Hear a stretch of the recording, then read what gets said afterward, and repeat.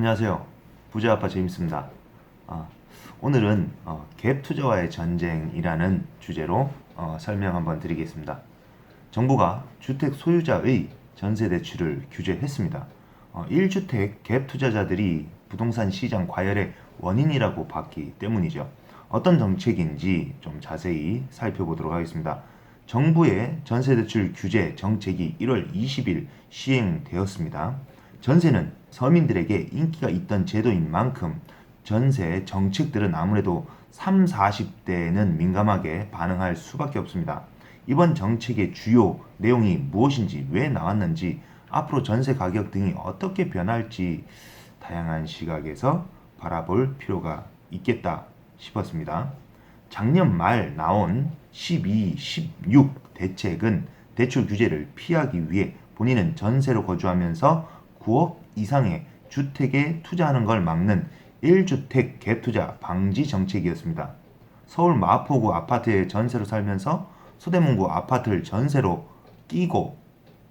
끼고 구매하는 행위를 막겠다는 거죠. 그래서 정부는 이 1주택 갭 투자자들이 작년 하반기 부동산 시장을 과열시킨 주요 원인이라고 진단했습니다.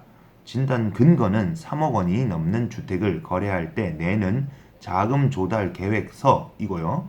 이 서류를 보면 집을 살 때 필요한 자금을 어디서 조달했는지 알 수 있기 때문에 정부가 갭 투자자의 비중을 상당량 파악했을 걸로 보입니다. 지난주에, 그러니까 저번 주에 나온 정책은 어떤 정책인가 한번 보겠습니다. 이번 1월 20일 이후부터는 9억 원이 넘는 주택을 가진 사람이 다른 집에 전세 대출을 받아 새 들어 살고 있다면 그 전세 대출을 연장할 수는 있지만 대출액을 늘리는 건 허용되지 않습니다. 다주택자에게도 동일하게 적용이 되죠. 이미 전세로 거주하고 있는 사람이 새로 전세 대출을 받아서 그 돈으로 9억 원 이상 주택을 사는 것도 불가능합니다. 이 경우엔 3개월 단위로 이뤄지는 주거 소유 조사를 통해서 전세금이 회수됩니다. 특히 15억 원을 넘기는 주택을 가진 사람은 기존 전세 대출을 연장하는 것도 불가능합니다. 전세 대출 만기가 되면 일제히 회수가 되겠죠. 신규 대출 자체를 안 해주겠다는 거겠죠. 단 자녀의 학교를 옮기기 위해서 혹은 직장 근처에 살기 위해서 전세 아파트를 얻는 경우에는 전세 대출이 허용됩니다. 대신 이 경우에는 본인이 소유한 주택에도 가구원이 거주하고 사람이 살고 있어야 된다는 거죠. 전세로 들어가는 주택에도 가구원이 살아야 합니다. 전세로 들어가면 자기가 살던가 누군가 살아야 된다는 거죠. 서울에 살던 직장인이 지방에 발령이 나면서 지방에 전세 주택을 구하고 서울의 본가에는 나머지 가족들이 그대로 사는 경우가 해당이 된다고 합니다. 이 경우라면 전세 대출을 받을 수 있습니다. 다만 전세 대출 규제는 9억 원 이상 주택의 소유자를 대상으로 한 것이어서 9억 원 이하 주택 소유자는 여전히 이런 1주택 갭 투자가 가능한 상태입니다. 9억 원 넘는 사람들만 9억 원이 넘지 않는 집들도 꽤 있는데요. 물론 이 시장 역시 과열 징후가 있다면 정부가 추가로 규제할 가능성은 높다고 할 수 있겠다고 나옵니다. 하여튼 작년 부동산 시장을 달궜던 1주택 갭 투자를 규제하면서 매매 시장은 당분간 안정될 가능성이 높겠네요. 특히 15억 원을 넘기는 주택 수가 좀 적죠.